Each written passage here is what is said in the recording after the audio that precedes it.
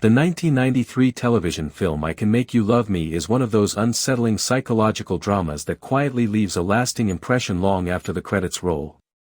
Directed by Michael Switzer, the movie dives into a disturbing true crime-inspired narrative that explores obsession, manipulation, and the dangerous illusion of control over another person's emotions. What makes this film particularly compelling is not just its premise, but the grounded and realistic way it unfolds, making the horror feel uncomfortably close to reality rather than exaggerated fiction. At the center of the story is a character portrayed by Richard Thomas, whose performance anchors the film with an eerie sense of authenticity. Richard Thomas, known for his ability to portray layered and emotionally complex characters, brings a chilling calmness to his role.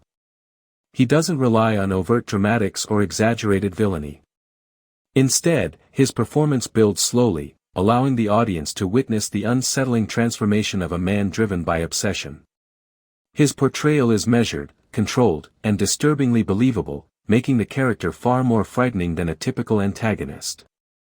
Opposite him is Brooke, who plays the female lead with a quiet strength that grows as the narrative progresses. Brooke delivers a performance that feels grounded and relatable. She captures the emotional vulnerability of her character without reducing her to a stereotype. Her expressions, reactions, and subtle emotional shifts create a strong contrast to the antagonist's unsettling calmness. This dynamic between the two leads becomes the emotional core of the film, keeping viewers engaged throughout. The film is loosely inspired by real-life events, which adds an extra layer of discomfort to the viewing experience. Rather than relying on supernatural elements or exaggerated thrills, it focuses on psychological tension. This approach makes the story feel more intimate and, at times, deeply unsettling. The idea that someone could believe they have the power to make another person love them is explored with a seriousness that avoids sensationalism. The narrative follows a non-spoiler structure that gradually introduces the audience to its central conflict. At first glance, everything appears ordinary. The setting is familiar, the characters are grounded, and the tone is calm. But as the story progresses, subtle hints begin to reveal that something is not quite right. The pacing is deliberate, allowing tension to build slowly rather than relying on sudden shocks. This slow burn approach works effectively, drawing viewers deeper into the psychological complexity of the characters. One of the most striking aspects of the film is its exploration of obsession. The antagonist's belief system is not portrayed as exaggerated madness but as a warped form of logic. He genuinely believes in his actions, which makes his behavior all the more disturbing. The film does not attempt to justify his actions, but it does present them in a way that encourages viewers to understand the mindset without sympathizing with it. This nuanced approach adds depth to the story and prevents it from becoming a one-dimensional thriller. Michael Switzer's direction plays a crucial role in maintaining this balance. He avoids sensationalism and instead focuses on realism. The camera work is straightforward, often lingering on characters' faces to capture subtle emotional changes. This creates a sense of intimacy that pulls the audience into the story. The use of lighting and setting further enhances the mood, with ordinary environments taking on an unsettling tone as the narrative unfolds. The film's screenplay deserves attention for its restraint. Rather than over-explaining the characters' motivations, it allows their actions to speak for themselves. Dialogue is used effectively, often revealing more through what is left unsaid than what is explicitly stated. This subtlety adds to the tension, as viewers are left to piece together the psychological dynamics at play. Another noteworthy element is the film's tone. It maintains a consistent atmosphere of unease without resorting to extreme measures. There are no unnecessary jump scares or exaggerated sequences. Instead, the tension comes from the situation itself and the characters' interactions. This makes the film feel more mature and grounded compared to many thrillers that rely on shock value. Richard Thomas's performance stands out as one of the film's strongest aspects. He portrays the antagonist with a calm demeanor that slowly reveals underlying instability. His ability to switch between charm and menace is particularly effective. At times, he appears almost sympathetic, only for subtle cues to reveal his true nature.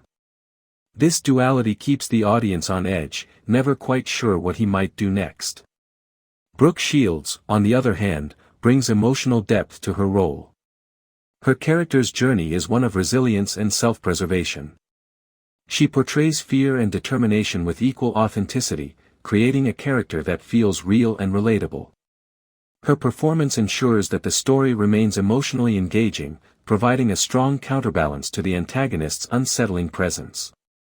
The supporting cast also contributes to the film's overall effectiveness. While their roles may not be as prominent, they help create a believable world around the main characters. Their interactions add context and depth to the story, making the central conflict feel more grounded. The film's pacing may feel slow to some viewers, but it is intentional. The gradual build-up allows for a more immersive experience, giving the audience time to understand the characters and their motivations. This approach also makes the moments of tension more impactful, as they are rooted in a well-established narrative. One of the film's key strengths is its ability to create discomfort without being explicit. It relies on suggestion and implication rather than graphic content. This makes it suitable for a wider audience while still maintaining its psychological intensity. The horror comes from the situation and the character's actions rather than visual shock. The themes explored in the film are both relevant and thought-provoking. It raises questions about control, consent, and the nature of love. The idea that love cannot be forced or manufactured is central to the story. The antagonist's belief that he can manipulate emotions serves as a cautionary tale about the dangers of obsession and entitlement. Another important aspect of the film is its portrayal of vulnerability. The female lead's experience highlights the emotional and psychological impact of being targeted by someone with obsessive tendencies. The film handles this subject with sensitivity, avoiding exploitation while still conveying the seriousness of the situation.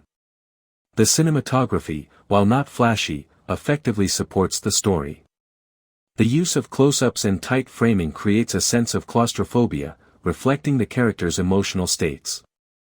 The visual style complements the narrative, enhancing the overall atmosphere without drawing attention away from the story. The music and sound design are subtle but effective. Rather than dominating the scenes, they work in the background to enhance the mood.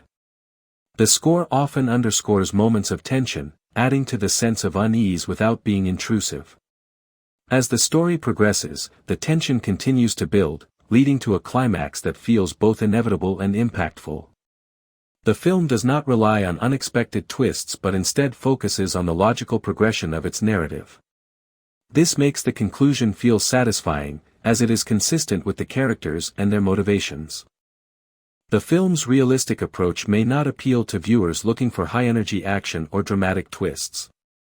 However, for those who appreciate character-driven storytelling and psychological depth, it offers a compelling experience.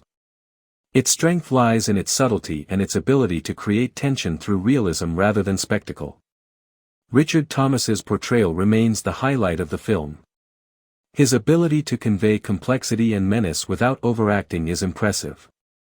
He creates a character that is both fascinating and deeply unsettling. Brooke Shields complements this with a performance that is equally strong, bringing emotional authenticity to her role. Michael Switzer's direction ensures that the film remains focused and cohesive. He maintains a steady pace and a consistent tone, allowing the story to unfold naturally. His approach emphasizes realism and character development, making the film more engaging on a psychological level. Overall, I Can Make You Love Me stands out as a thoughtful and well-executed psychological drama. It may not be widely known, but it offers a unique and compelling viewing experience. Its focus on realism, strong performances, and meaningful themes sets it apart from more conventional thrillers. The film serves as a reminder of the complexities of human behavior and the dangers of obsession. It explores these themes with sensitivity and depth, creating a story that is both engaging and thought-provoking. The performances, particularly those of Richard Thomas and Brooke Shields, elevate the material, making it memorable and impactful. In the end, this is a film that lingers in the mind, not because of shocking moments, but because of its realistic portrayal of a disturbing situation.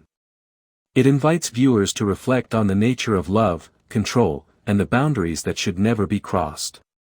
Its understated approach and strong character work make it a worthwhile watch for those who appreciate psychological storytelling. This movie is available on YouTube free.